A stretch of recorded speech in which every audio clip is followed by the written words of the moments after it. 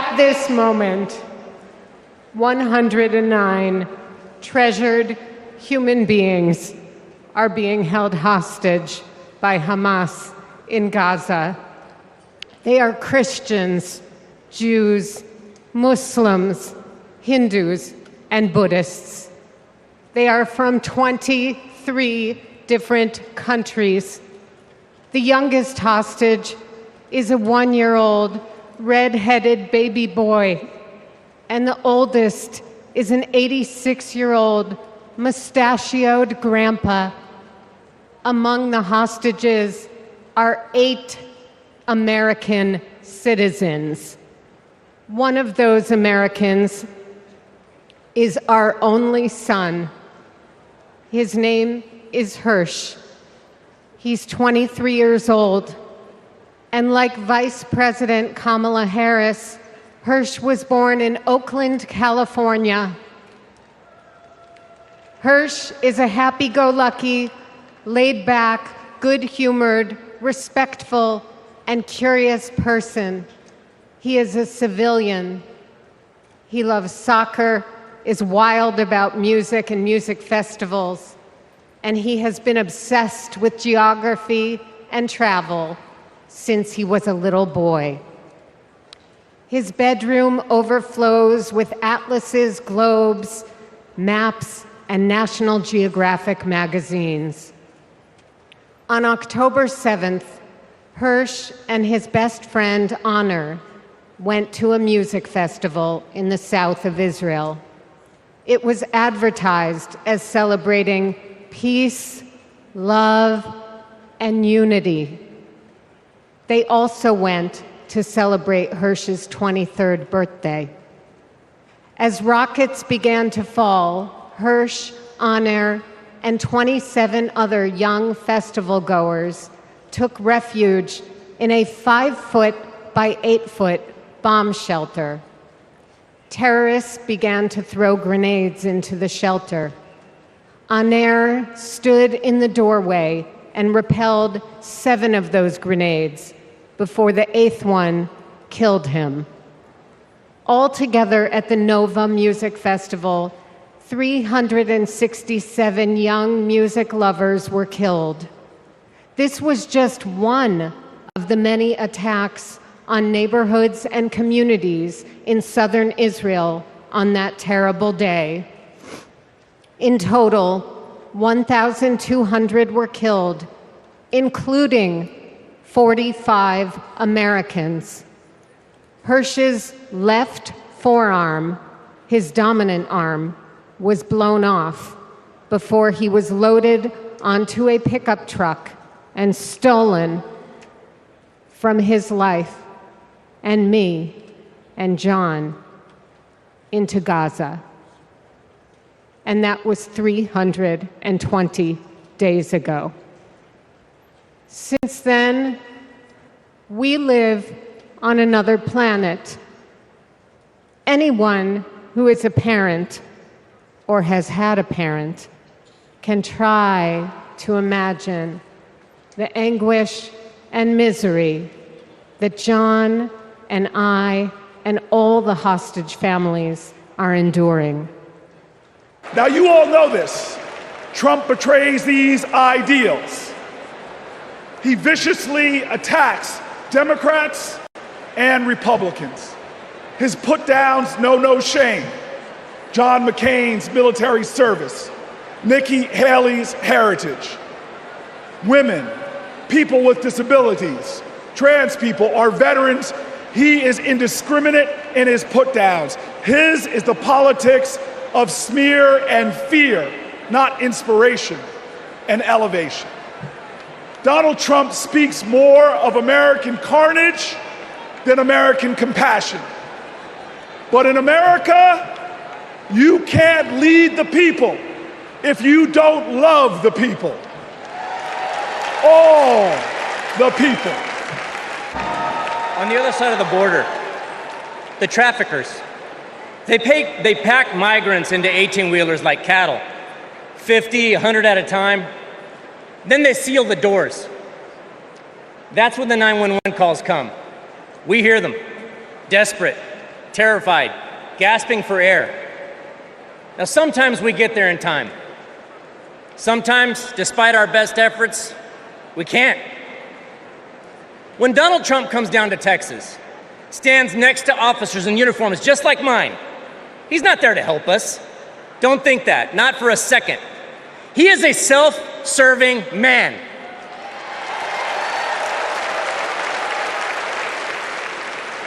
I mean, look, just like when he killed the border bill, he just made our jobs harder. Now, Kamala, on the other hand, has been fighting border crime for years. She's gone down to Mexico and worked to stop the traffickers. And when the traffickers didn't stop, she put them in jail. Now, down in my neck of the woods, we call that fooling around and finding out. I may be paraphrasing a bit. We protect them. Now, the border sheriffs that I know, right, and we're like Kamala.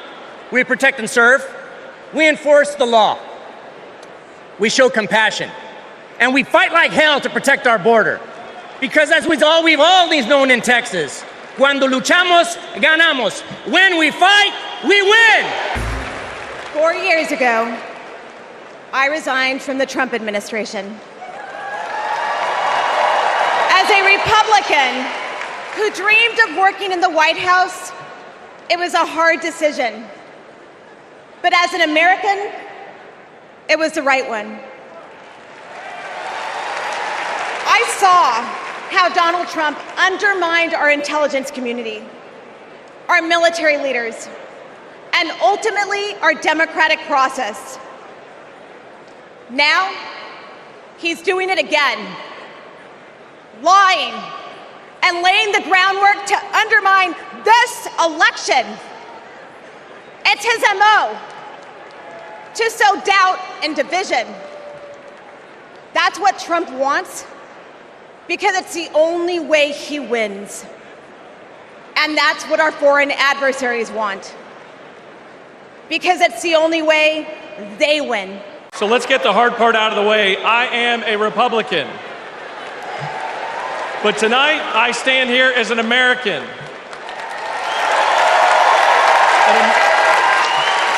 An American that cares more about the future of this country than the future of Donald Trump. My journey started to this podium years ago when I realized Donald Trump was willing to lie, cheat, and steal to try to overturn the 2020 election. I realized Trump was a direct threat to democracy, and his actions disqualified him from ever stepping foot into the Oval Office again.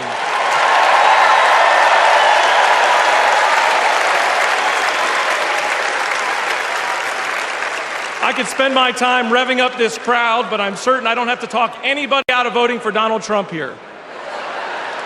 So I'm going to focus my attention on the millions of Republicans and independents that are at home that are sick and tired of making excuses for Donald Trump.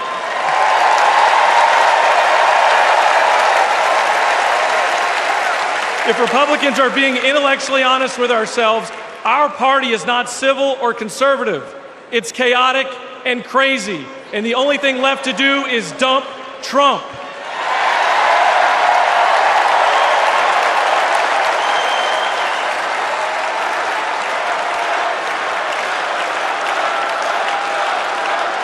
These days, our party acts more like a cult worshiping a felonious thug. Look, you don't have to agree with every policy position of Kamala Harris. I don't. But you do have to recognize her prosecutor mindset that understands right from wrong, good from evil.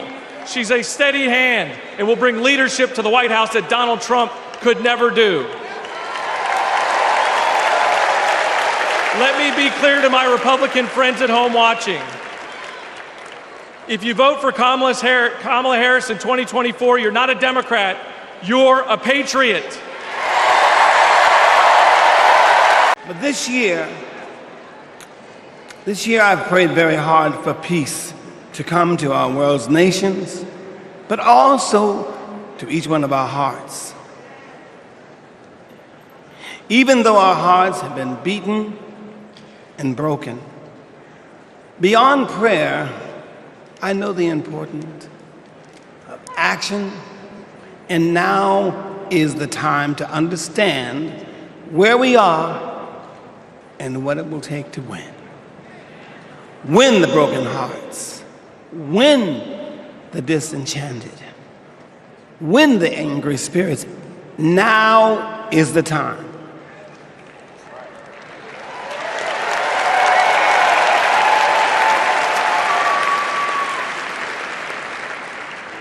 This is the moment to remember when you tell your children where you were and what you did.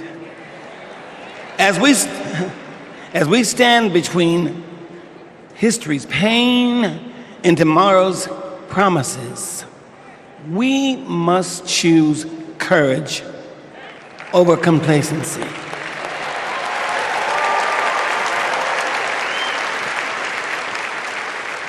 It is time to get up and go vote. What's up, DNC? All right, y'all remember this big old book from before? When Colorado Governor Jerry Polis ripped a page out of it? This is Project 2025, the Republican blueprint for a second Trump term. It is boo.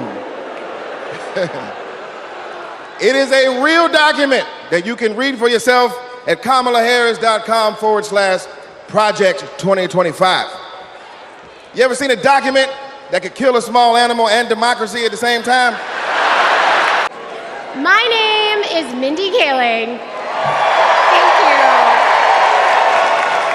For those of you who don't know me, I am an incredibly famous Gen Z actress who you might recognize from The Office.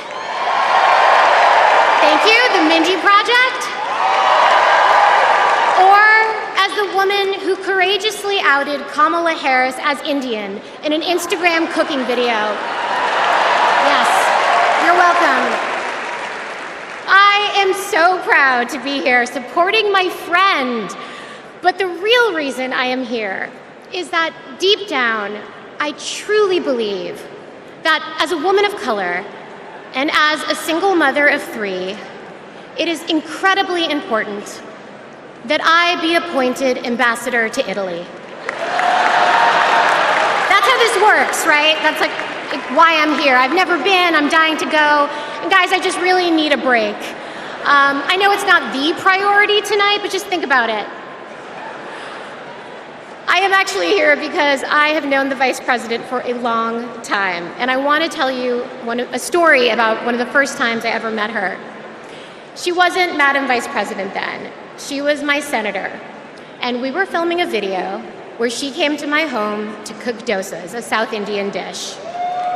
Yes, it's not every day that a senator comes over, and I was pretty nervous. But when she arrived, we immediately hit it off.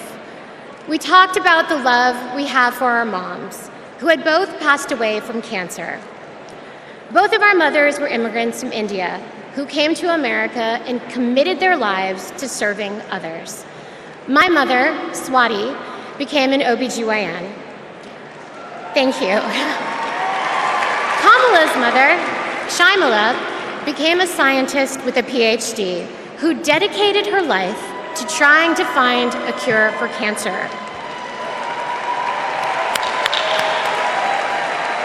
And after speaking to Kamala, it was clear to me that Shaimala had passed down the same optimism and fearlessness to her daughter.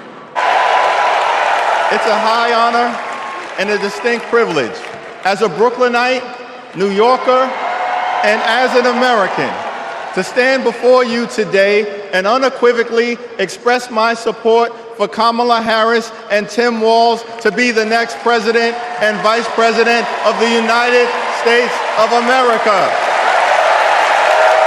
Over the last few years, House Democrats have been hard at work, and we could not have asked for a better leader to partner with than President Joseph Robinette Biden, who will go down as one of the most consequential presidents of all time. Last month, President Biden selflessly passed the torch to Vice President Kamala Harris, who is ready, willing, and able to fight for the people. After the last 2 days, aren't you proud to be a Democrat? And I am very grateful to the Republicans and independents that have joined us, have been up here on the stage. And I hope they feel better about it now. Because I've seen all these things that even I have to be reminded of from time to time when I get my spirits down. I love seeing the Obamas here. I love seeing President Biden. And I thought Hillary gave a great speech, too.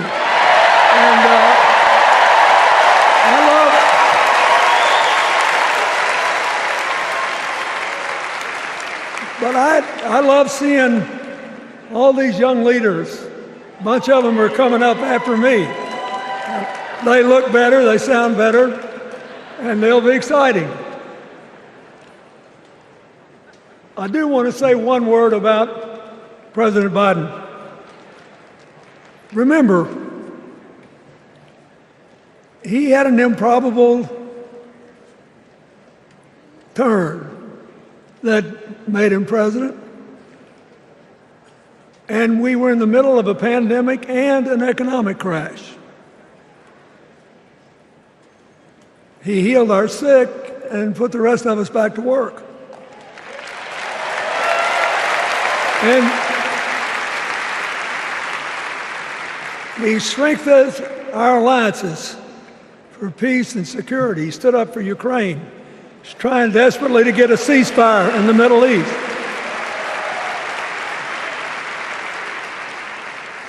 And then he did something that's really hard for a politician to do. He voluntarily gave up political power. And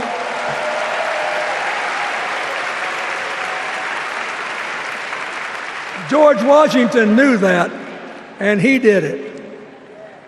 And he set the standard for us serving 2 terms before it was mandatory. It helped his legacy, and it will enhance Joe Biden's legacy.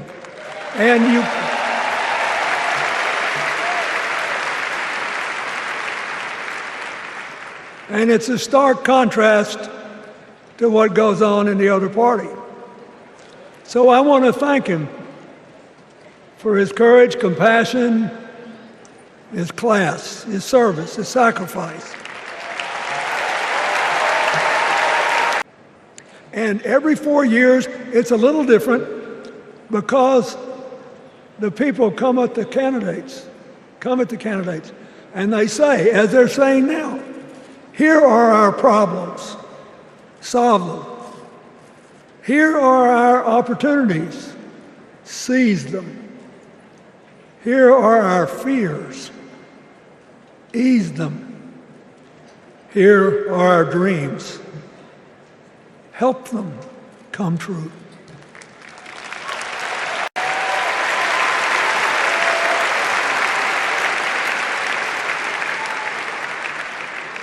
A president can answer that call by saying, I'll do my part, but you have to help me. We have to work together. Or you can dodge what needs to be done by dividing, distracting, and diverting us. So in 2024, we got a pretty clear choice, it seems to me. Kamala Harris for the people,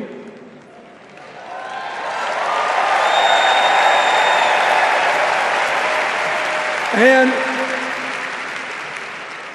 the other guy who's proved even more than the first go-around that he's about me, myself, and I. On January 20th, 2021, with the inauguration of Joe Biden and Kamala Harris, we established one of the most successful presidencies of modern times.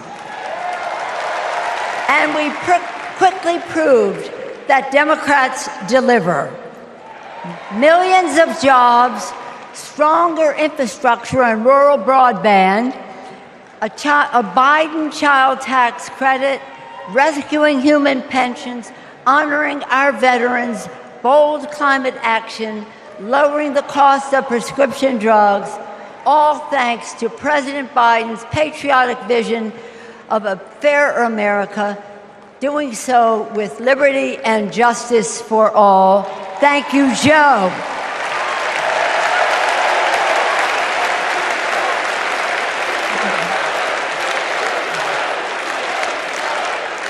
And I know that Vice President Harris is ready to take us to new heights. 2.5 centuries ago in Philadelphia, a band of patriots declared their independence from a king and set ourselves on a path of self-determination. Generation after generation has embraced that responsibility. Ordinary Americans rising up, demanding more, seeking justice. And in every chapter of our American story, we've made progress and advanced the cause of freedom. Today we find ourselves writing that next chapter. Will we be a nation defined by chaos and extremism? Or will we choose a path of decency, honor, and continued progress? Kamala Harris, well, she has spent her entire career making progress. Donald Trump, a man with no guardrails, wants to take away our rights and our freedoms. And listen, while he cloaks himself in the blanket of freedom, what he's offering isn't freedom at all. Because hear me on this, it's not freedom to tell our children what books they're allowed to read. No, it's not. And it's not freedom to tell women what they can do with their bodies. And hear me on this, it sure as hell isn't freedom to say you can go vote, but he gets to pick the winner. That's not freedom. Who says you can't go home again?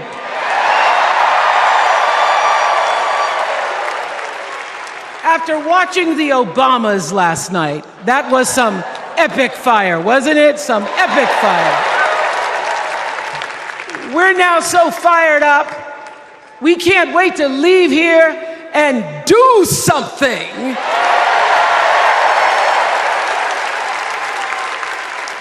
And what we're going to do is elect Kamala Harris as the next president of the United States.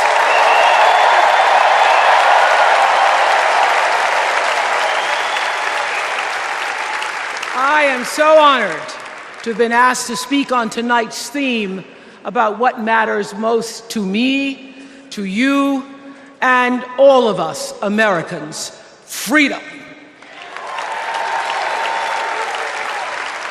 There are people who want you to see our country as a nation of us against them, people who want to scare you, who want to rule you, people who'd have you believe that books are dangerous and assault rifles are safe, that there's a right way to worship and a wrong way to love, people who seek first to divide and then to conquer. But here's the thing. When we stand together, it is impossible to conquer us.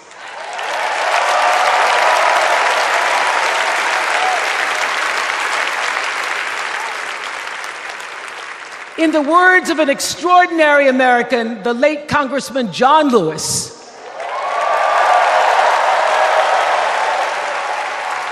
he said, no matter what ship our ancestors arrived on, we are all in the same boat now. Congressman Lewis knew very well how far this country has come, because he was one of the brilliant Americans who helped to get us where we are. But he also knew that the work is not done. The work will never be done because freedom isn't free. America is an ongoing project. It requires commitment. It requires being open to the hard work and the heart work of democracy. And every now and then, it requires standing up to life's bullies.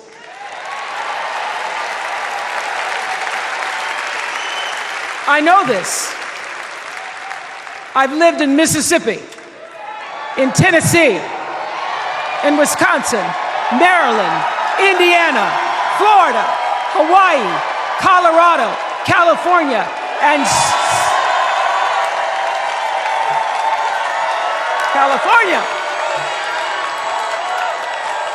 sweet home Chicago, Illinois.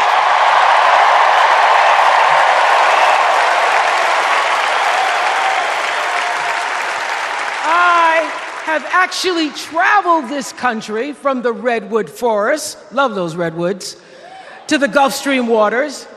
I've seen racism and sexism and income inequality and division. I've not only seen it, at times I've been on the receiving end of it. But more often than not, what I've witnessed and experienced are human beings, both conservative and liberal, who may not agree with each other, but who'd still help you in a heartbeat if you were in trouble. These are the people who make me proud to say that I am an American.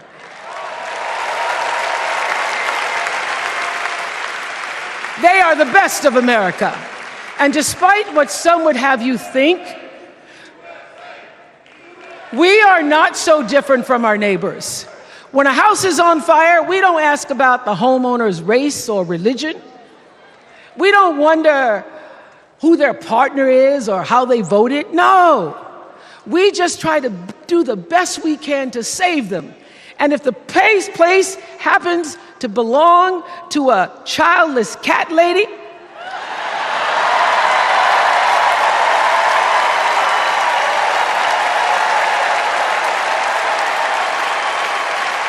well, we try to get that cat out too. I want to talk now about somebody who's not with us tonight. Tessie Prevost Williams was born in New Orleans not long after the Supreme Court ruled that segregated public schools were unconstitutional. That was in 1954, same year I was born. But I didn't have to head to first grade at the all-white McDonough 19 school with a U.S. Marshal by my side like Tessie did. And when I got to school, the building wasn't empty like it was for Tessie. You see, rather than allowing McDonough to be integrated, parents pulled their kids out of the school, leaving only Tessie and two other little black girls, Gail Etienne and Leona Tate, to sit in a classroom with the windows papered over to block snipers from attacking their 6-year-old bodies. Tessie passed away 6 weeks ago. And I tell this story to honor her tonight because she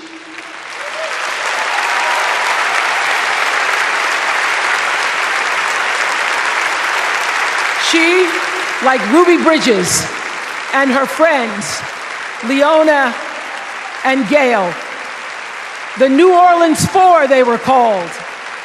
They broke barriers and they paid dearly for it. But it was the grace and guts and courage of women like Tessie Prevost Williams that paved the way for another young girl who 9 years later became part of the second class to integrate the public schools in Berkeley, California. And it seems to me that at school and at home, somebody did a beautiful job of showing this young girl how to challenge the people at the top and empower the people at the bottom. They showed her how to look at the world and see not just what is, but what can be. They instilled in her a passion for justice and freedom and the glorious fighting spirit necessary to pursue that passion. And soon, and very soon,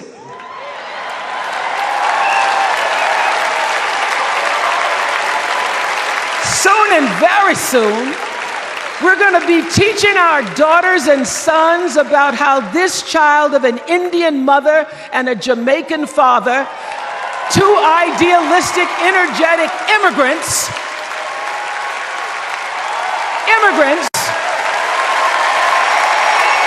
how this child grew up to become the 47th president of the United States. It is. This election isn't about us and them. It's about you and me and what we want our futures to look like. There are choices to be made when we cast our ballot. Now, there's a certain candidate that says if we just go to the polls this one time, that we'll never have to do it again. Well, you know what? You're looking at a registered independent who's proud to vote again and again and again because I'm an American and that's what Americans do. Voting is the best of America. And I have always, since I was eligible to vote, I've always voted my values. And that is what is needed in this election now more than ever. So I'm calling on all you independents and all you undecideds. You know this is true. You know I'm telling you the truth, that values and character matter most of all. In leadership and in life. And more than anything, you know this is true, that decency and respect are on the ballot in 2024. Let us choose. Let us choose truth, let us choose honor, and let us choose joy.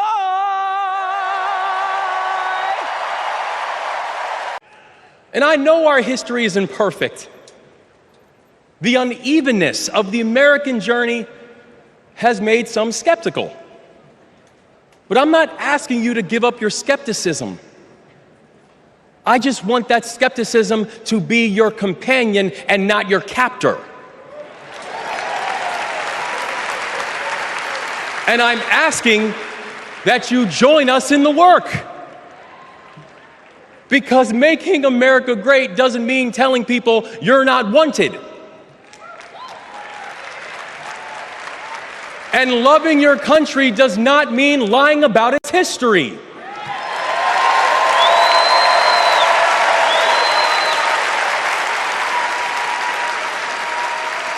Making America great means saying the ambitions of this country would be incomplete without your help. It's the legacy of those 6 workers who fixed potholes on a bridge while we slept, who were born in a different country, but who knew that America was big enough for them too.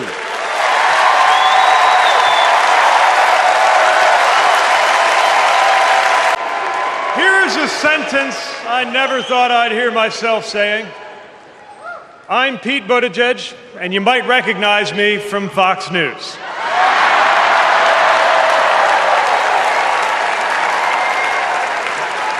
I believe in going anywhere, in service of a good cause, and friends, we gather in a very good cause, electing Kamala Harris and Tim Walz, the next president and vice president of the United States.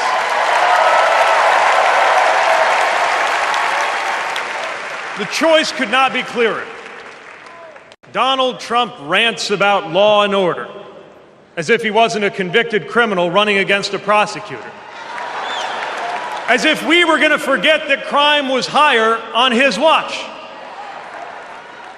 Talks about the forgotten man, hoping we'll forget that the only economic promise that he actually kept was to cut taxes for the rich.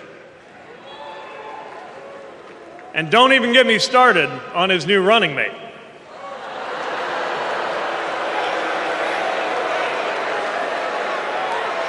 At least Mike Pence was polite. J.D. Vance is one of those guys who thinks if you don't live the life that he has in mind for you, then you don't count. Someone who said that if you don't have kids, you have, quote, no physical commitment to the future of this country.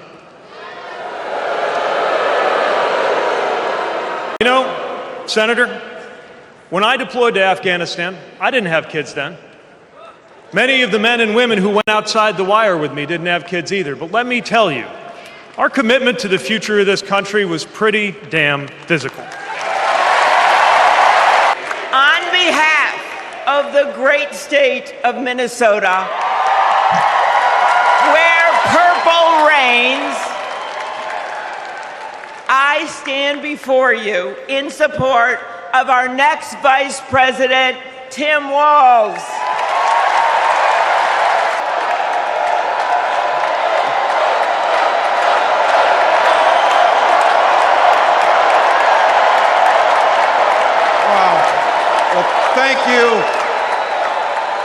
Thank you, first of all, to Vice President Harris.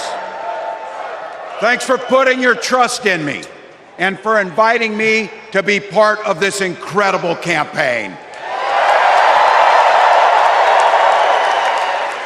And a thank you to President Joe Biden for 4 years of strong, historic leadership.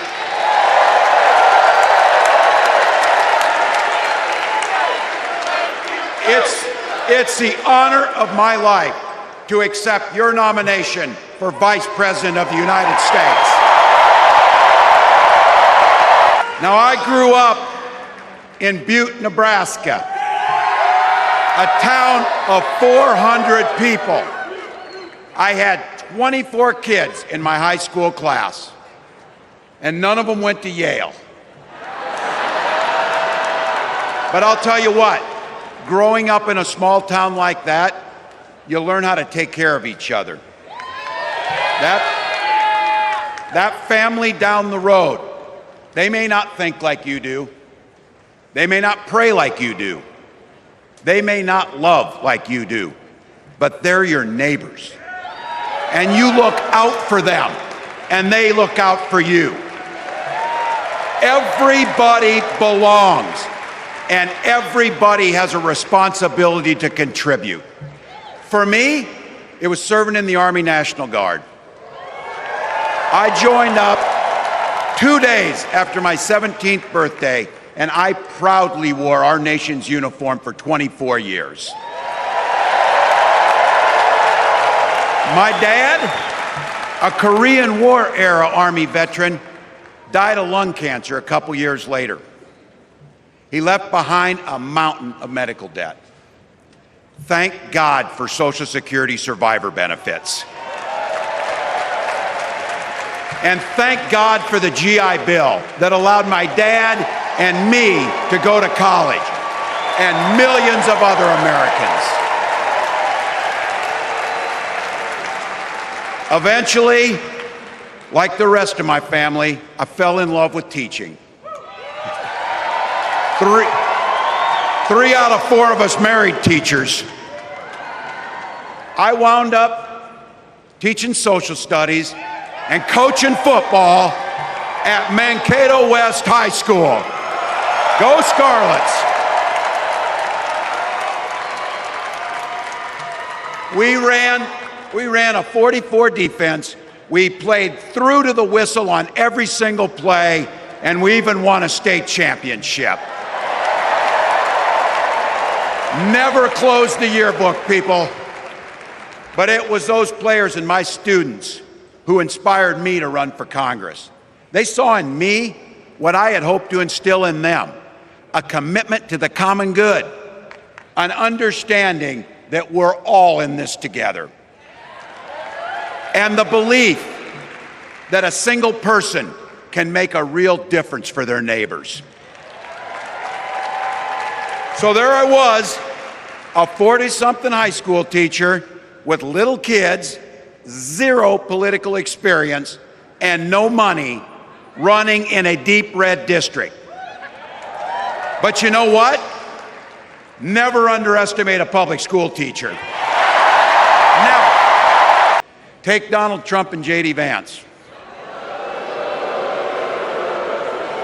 Their Project 2025 will make things much, much harder for people who are just trying to live their lives.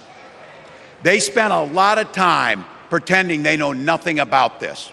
But look, I coached high school football long enough to know, and trust me on this, when somebody takes the time to draw up a playbook, they're going to use it.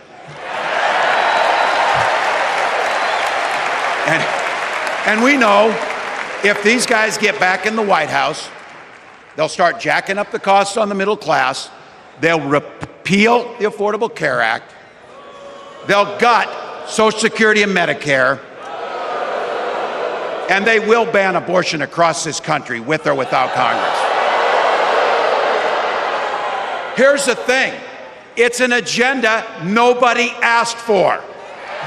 It's an agenda that serves nobody except the richest and the most extreme amongst us. And it's an agenda that does nothing for our neighbors in need. Is it weird? Absolutely. Absolutely. But it's also wrong. And it's dangerous. It's not just me saying so. It's Trump's own people. They were with him for 4 years. They're warning us that the next 4 years will be much, much worse. You know, when I was teaching every year, we'd elect a student body president. And you know what? Those teenagers could teach Donald Trump a hell of a lot about what a leader is. Leaders don't spend all day insulting people and blaming others. Leaders do the work. So I don't know about you, I'm ready to turn the page on these guys. So go ahead, say it with me. We're not going back.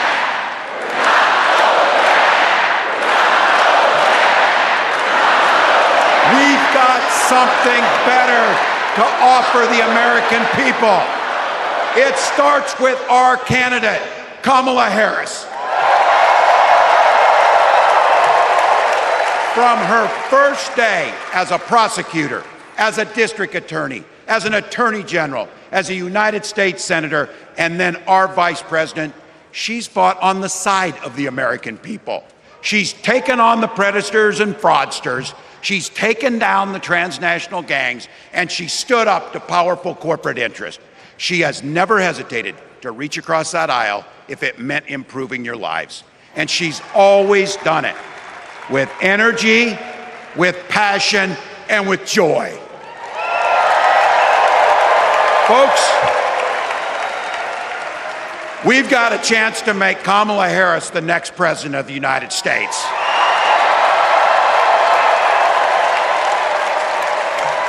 But I think we owe it to the American people to tell them exactly what she'd do as president before we ask them for their votes. So here, this is the part, clip and save it and send it to your undecided relatives so they know.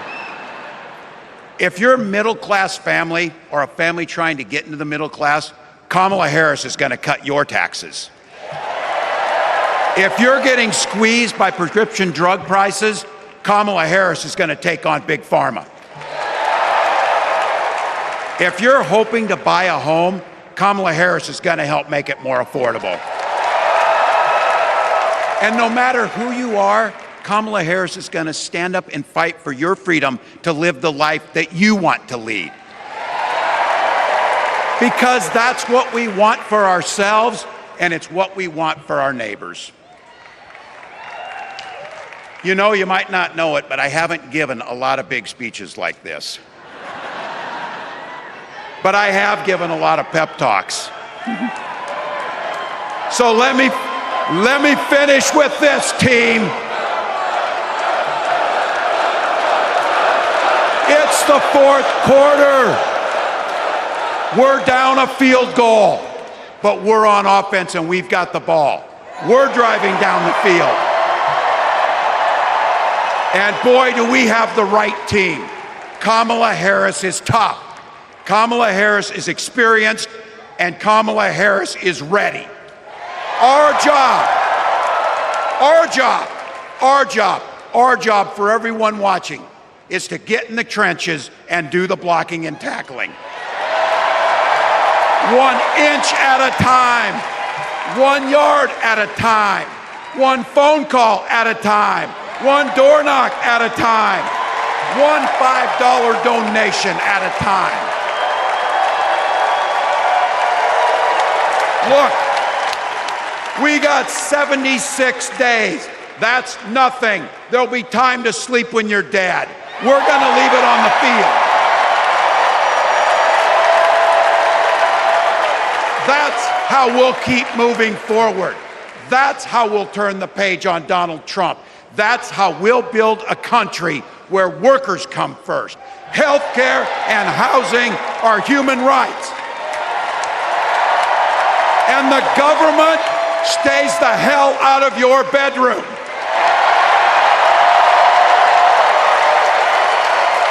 That's how we make America a place where no child is left hungry, where no community is left behind, where nobody gets told they don't belong.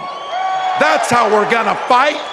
And as the next president of the United States always says, when we fight,